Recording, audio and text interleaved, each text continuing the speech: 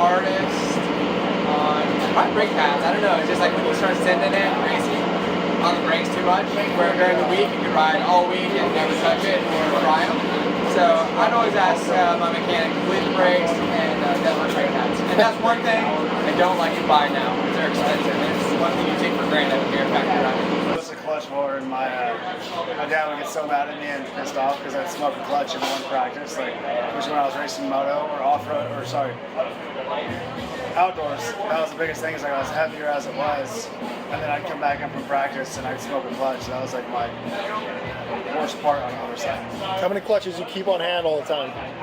Oh, when I was racing, it was like, I think I'd go through 4 clutches a day on an outdoor. So it'd be like sometimes every practice and then both motos. Oh my God. So like that wasn't a bad day. It wasn't always like that. It was definitely like, there's been a few weekends where it was 4 clutches in a day. Wore out or broke the most. I think probably the most annoying thing that I did for the mechanic was I twisted grips really bad. They never got arm pump, anything like that, but I mean I always had pretty big elbows, and I was constantly re-gripping, so I'd do a moto and the grip would be like spun all the way around no matter what. No, okay, yeah, motorcycle parts, man, I don't know. I think I was pretty easy on stuff for whatever reason. I remember guys having, foot peg issues or wheel issues, and I never really had problems with bike parts, but I rode Yamaha, so there was no problem with bike parts. There you go. All right.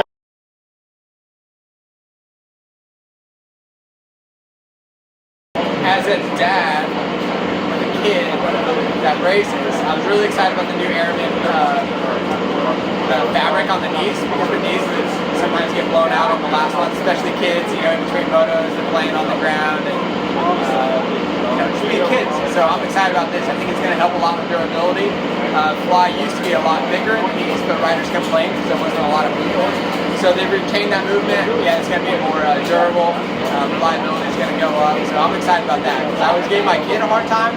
They've blown out his pants playing around, but I've noticed myself riding some off-road and moto that my knees are blown out as well. So I think this is a big improvement for 2025. I think in 2025 we didn't update too much stuff other than some extra protection on the knees for a little bit of longevity, so that if you have certain races that you don't get a hole in it. But I think the biggest thing is I think our line that we have right now is pretty top notch as far as fit and feel. Like now it's just making cool colors and a little bit of design changes here and there, but like I'm a huge fan of Evo. It's always been my go-to line, and it fits me great. I'm a bigger guy, and that's just kind of how I roll. Is an Evo line guy, and then Patrol for off-road. So probably the light and the evolution, getting the updated leather material on the knee. For me, I mean, it's always been a difficult thing to have a high-performing pant that also is durable. So I think that's going to be a huge step in the right direction, especially if you're running kind of good tape or anything like that. I think giving you that little bit of a barrier between the leather and then the more high-performance material, I think would be a good change. Man, that's really hard because there's so many different lines, and for us, again, like JT said, gear's all new to us.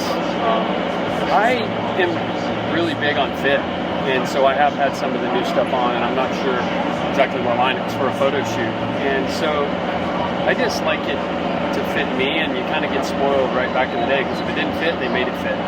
They'd go re-sew it or they'd sew it, and I think that's the reason we have so many lines, is we have something that will fit everybody, regardless of their size. And then, it's just like off-road or adventure. We have adventure gear, we have off-road gear.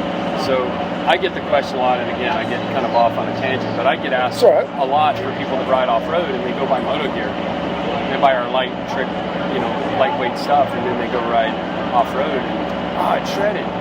Well, it's not really designed for that, so not everybody wants to wear the Patrol line because maybe, on a hot day or whatever, they want to wear more, they want to look more moto, but like our F16 gear is pretty good for off-road, it's still pretty tough. So that's what I like, is I think it's kind of like motorcycles. When you go in a shop, and they have a motorcycle for every person. I feel like we have gear.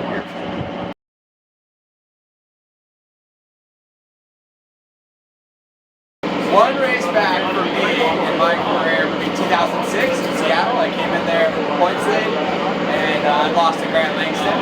It was really muddy in Seattle that night, and it's probably the worst night of my career. I really felt like I should have won that championship, but Langston was a much better racer than me. He knew how to perform when it counted, and it's something for me that I kind of look back. And another regret is that I didn't stay around. I was so mad and frustrated that I just left. I really wish I would have walked over to the Pro Circuit truck and shook Mitch's hand and Grant's hand and tell them that they did a good job and shown some respect. I think that was pretty low of me to just bail on the situation. I don't know, that's a tough one. Maybe, I don't know, I'd say like 2015 when I was on JGR and Phoenix Supercross. I was in third. I would have got my first podium in Phoenix Supercross. I had 2 laps to go, and I messed up a turn and rolled my ankle and broke my bone, and Dungy passed me 1 lap to go before. So that would have been my first podium, so I wish I would have settled down a little bit, and that could have been, you know, a podium sooner than later. So. Oh man, well, there's a lot for me. Mostly the ones where I crashed, but no, I think Anaheim won 2013. It's my first race back after breaking my back, and past Millsaps, like lap 12 or 13, somewhere in there, and years prior he was never like fit, so we got to lap I think 18, 19. I'm like, dude, I've got this in the bag. Didn't really push, and he had worked hard that all season, and it surprised me.